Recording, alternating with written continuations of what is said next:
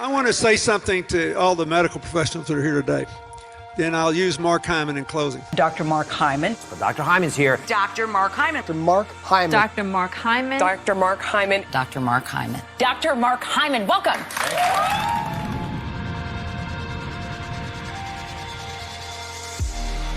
To me, this has made a massive difference. You are honestly one of my heroes. One of the most influential, authoritative leaders in the doctor space. Food as medicine! So I wanted to get the leading doctor of food allergies to join us to help all of us out, Dr. Mark Hyman. Best-selling author, Dr. Mark Hyman. He did amazing blood work, and he gave them their whole lives back. Our food should be more treated like medicine. Medicine never tasted so good. He's also a best-selling author. The blood sugar solution. The Daniel Plan. Food. What the heck should I eat? Food. What the heck should I cook? A number of New York Times bestsellers, a number of number one New York Times bestsellers. What are you on, number 12 now? For 2 decades, we've cultivated and developed our expertise in functional medicine, and our doctors and nutritionists and our providers are leaders in the field of functional medicine. Dr. Mark Hyman believes that we all deserve a life of vitality and that we have the potential to create it for ourselves. There is something that you do every single day. You eat. Food is the most powerful drug on the planet. It has the power to not only prevent disease, but to reverse disease. The way we are treating disease doesn't work. We can't just be covering over symptoms with medications. We have to understand the body as a biological system, an ecosystem. What you put on your fork is more powerful than anything you'll ever find at the bottom of a prescription bottle. Food is not just calories. Every bite of food you take is literally like instructions to control your operating system of your biology. Yes. Sugar being so detrimental. Sugar is the biggest driver of obesity, type 2 diabetes, cancer, heart disease, even dementia. That doesn't make people at least pay more attention to this issue and get mad and get fed up about it. I don't know what will. We have to use the power of functional medicine to change biological networks and the power of love and community to change our biology. What we do to our bodies, we do to the planet. What we do to the planet, we do to our bodies.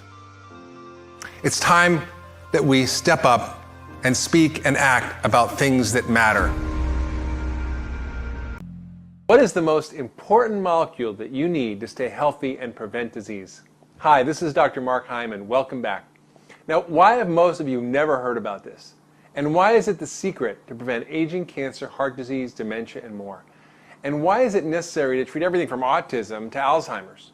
And why are there over 76,000 medical articles about it, and your doctor doesn't know how to address the epidemic deficiency of this critical, life-giving molecule? What is it? It's the mother of all antioxidants, the master detoxifier, and the maestro of the immune system. It's called glutathione. The good news is your body produces its own glutathione. The bad news is that our poor diet, pollution, toxins, medications, stress, trauma, aging, infections, and radiation all deplete your body's glutathione levels. And this leaves you susceptible to unrestrained cell disintegration from oxidative stress and free radicals, to infections and cancer, and your liver gets overloaded, making it damaged and unable to do its job of detoxification. So, in treating chronically ill patients using functional medicine over the last 10 years, I have found that glutathione deficiency is found in nearly all of my very ill patients. Those who have chronic fatigue, heart disease, cancer, chronic infections, autoimmune diseases, diabetes, autism, Alzheimer's, Parkinson's, arthritis, asthma, kidney problems, liver disease, you name it. If you're very sick, you likely have a glutathione deficiency. Now, at first I thought this was just coincidental when I saw this, but over the years I've come to realize that our ability to produce and maintain a high level of this glutathione molecule in our bodies is critical to recovery from nearly all chronic illness and to prevent disease and to maintain optimal health and performance. And so have the authors of the 76,000 medical articles on glutathione. Okay, so what's glutathione? What does it do for us? And how can we get more of it? Well, glutathione is a very simple molecule that's produced naturally all the time in your body. It's a combination of 3 simple building blocks we call amino acids: cysteine, glycine, and glutamate. The secret of its power is the sulfur chemicals it contains. Sulfur is a very sticky, smelly molecule. It sort of acts like flypaper, and all the bad things in the body stick onto it. Free radicals and toxins like mercury and other heavy metals. Normally, it's recycled in the body, except when the toxic load becomes too high, and that explains why we're in such trouble. In my practice, I test for the genes involved in glutathione metabolism, genes involved in producing the enzymes that allow the body to produce and recycle the glutathione. They have lots of names, GSTM1 and GSTP1 and so on. The fact is that we all evolved in a time before there were 80,000 toxic industrial chemicals that were introduced into our world, before electromagnetic radiation was everywhere, before we polluted our lakes and rivers and skies and oceans and teeth with dental amalgams and with mercury and lead. And that's why we often got by with just a basic version of the genetic detoxification software that's encoded in their DNA. And it's sort of mediocre at getting rid of toxins in the body. We just really didn't need more. Who knew we would be poisoning ourselves and eating a processed, nutrition-depleted diet? That's why almost half of the population has a limited capacity to get rid of toxins. They're missing GSTM1 function. And nearly all my very sick patients, including me, which explains why I became mercury poisoned and why I suffer from chronic fatigue, are missing this particular gene. And that makes them the yellow canaries in the coal mine.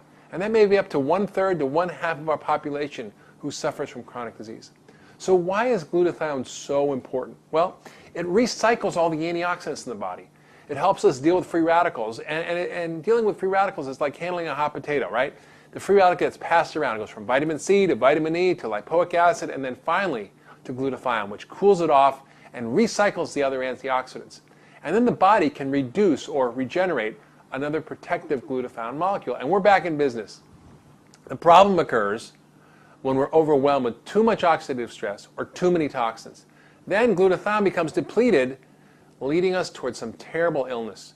And we can no longer protect ourselves against free radicals or infections or cancer, and we can't get rid of toxins, and this leads to further accumulation and further illness. Glutathione is also critical in helping your immune system do its job of fighting infections and preventing cancer, and that's why studies show that it can help even in the treatment of AIDS. Glutathione is also the most critical and integral part of your detoxification system. All the toxins stick onto glutathione, which then carries it in the bile and the stool and out of our body. So that's great. And lastly, it helps us reach peak mental and physical functioning. And in fact, research has shown that raised glutathione levels actually decrease muscle damage, reduce recovery time, increase strength and endurance, and shift metabolism from fat production to muscle development. So if you're sick or old or just not in peak shape, you likely have glutathione deficiency. In fact, the top British medical journal, The Lancet, found that the highest glutathione levels were found in healthy young people, a little bit lower in healthy elderly, and lower still in the sick elderly, and the lowest of all was in the hospitalized sick elderly. So keeping yourself healthy, boosting your performance, preventing disease and aging will depend on keeping your glutathione levels high. So the reason that glutathione is so important is that it's responsible for keeping so many of the keys to ultra wellness optimized. It's critical for immune function and controlling inflammation.